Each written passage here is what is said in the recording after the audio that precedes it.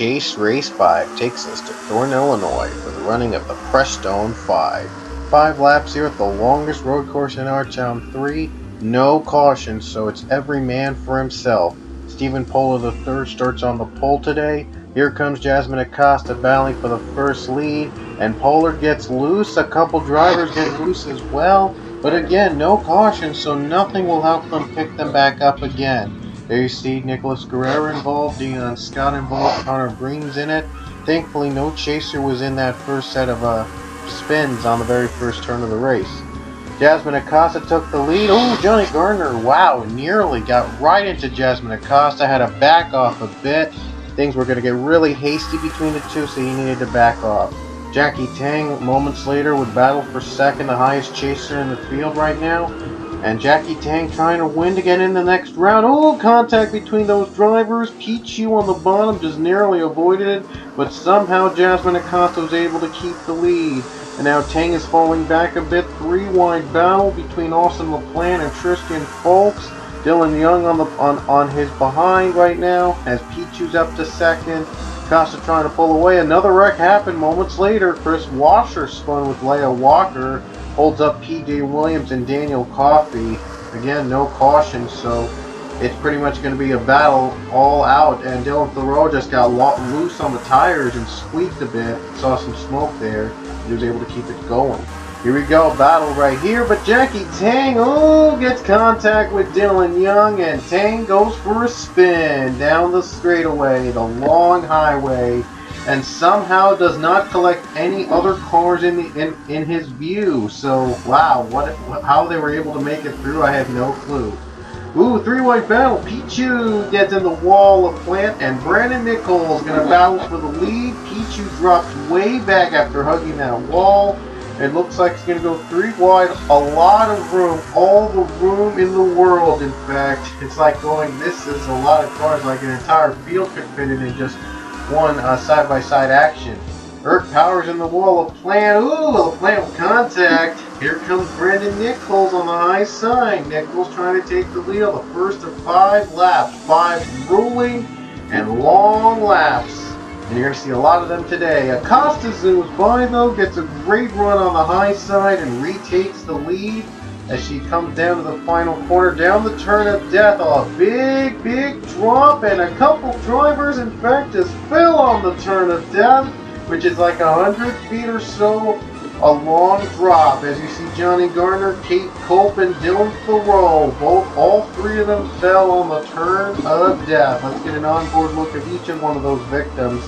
As you see other drivers just barely avoiding the turn of death, the American version of the turn of death. It is a much dangerous version than 349 has in Canada.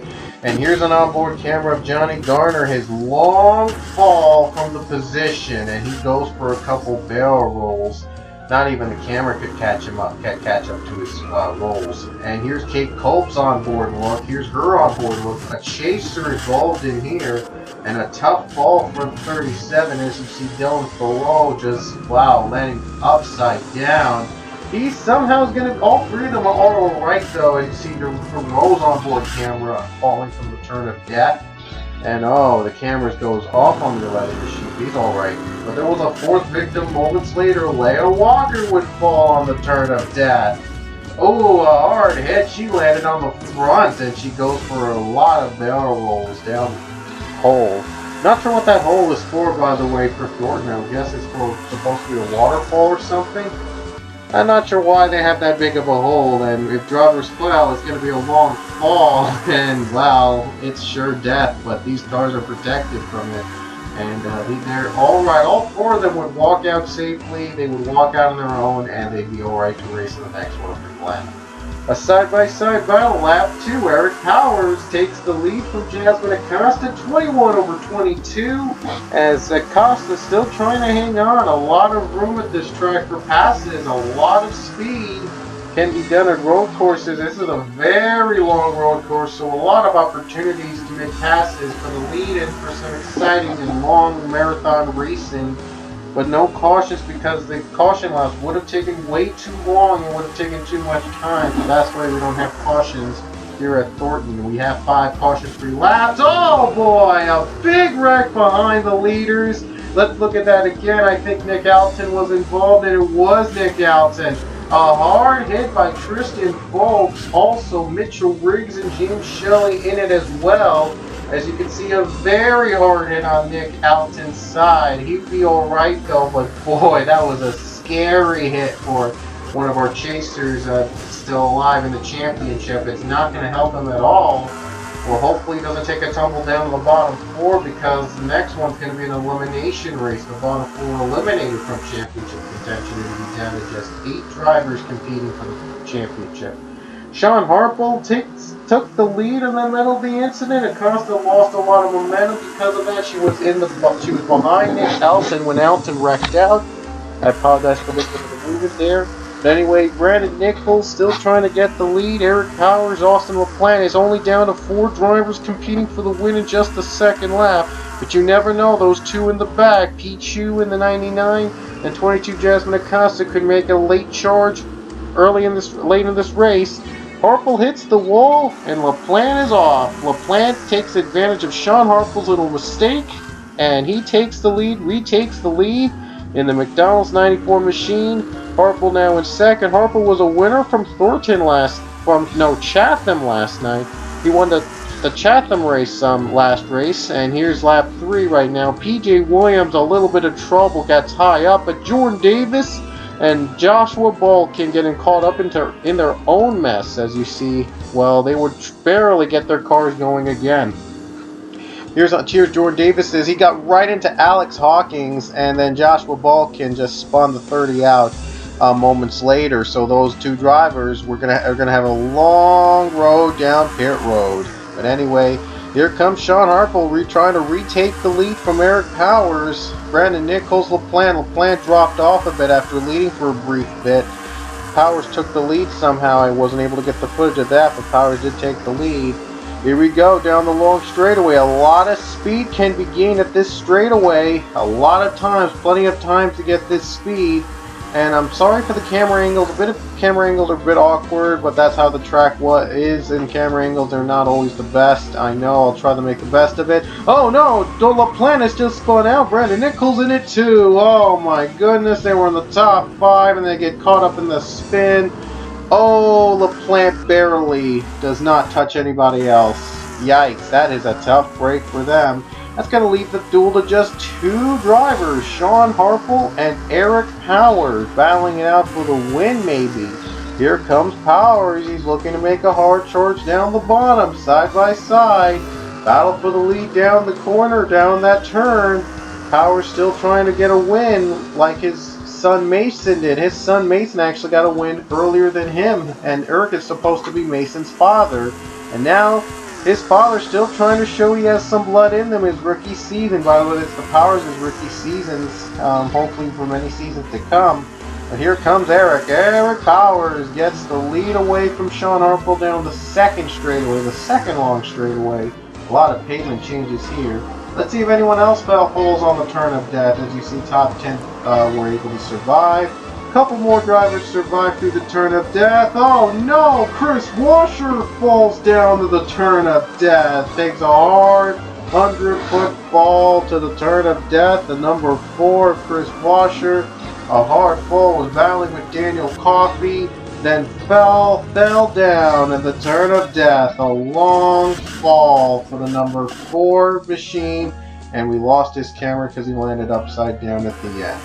By the way, the Caterpillar Arca Series, Trent the Hedgie Series, had a race earlier today here at Thornton, so you saw a lot of drivers falling on the turn of death, a lot of wrecks here, and it's no surprise. It's pretty much almost the same as that race in this race, Pullman Cup Series. Only this time we have a battle between 2 drivers, Sean Harple, Eric Powers. Harple trying to retake the lead with 2 laps to go. Harple still got the advantage on the bottom. Eric Powers trying his best, trying to hang on to as much momentum as possible in hopes he can get to the straightaway, hopefully make a huge comeback down the front. Harple retakes the lead, looking to go back-to-back, something a few drivers have been able to do in the Pullman Cup Series in history, win back-to-back races. Remember, Harple won Chatham our last race. He's hoping to win our second straight road course race this season. As you see, the Strangest camera angles here at Thornton, like I said. The cameras are not that great here at this track. Oh, look at that. Eric Powers getting too high. Might be a bad move. He hits the wall. He's going to lose momentum, and Sean Harple is away. White flag is in with 1 to go. Eric Powers, one more chance to catch up with Harple, and he's got the lead again. Side-by-side battle for the win here. Eric Powers still hanging on. Sean Harple dropping way back. He took a bad turn on that straightaway. But he's still got plenty of time. That long straightaway can do miracles. A lot of speed can be gained with that on those 2 straightaways. And it's down to these 2 drivers. And here comes Sean Harple trying to get the lead, trying to get the win here today, trying to win back-to-back. Eric Powers trying to get his first Home 1 Cup win. A lot is at stake here in the final corners of Thornton. Here they come towards that turn. Sean Harple still hanging on. Eric Powers has got at least one more chance to make a pass on Sean Harple. Harple, I think, might have cleared him, but Powers isn't giving up. Powers using that high side as his momentum. He's hoping to gain ground over the 31. Here they come. Down that straightaway, down it again. And now Sean Harple's cleared the 21. One more chance for Eric Powers in the wall, and Sean Harple made it through. Powers not giving up. Here they come off the final couple corners. Sean Harple blocking every lane he could to avoid Eric Powers making a final lap pass. Here he comes, final turn, down the turn of death. Neither of them will take a fall. Sean Harple is going to hang on over Eric Powers, and coming off the final corner, Sean Harple takes his 5th career Home 1 Cup Series win at the Thornton 5 and his 2nd consecutive win of season 13 here at Thornton. He becomes a back-to-back road course winner.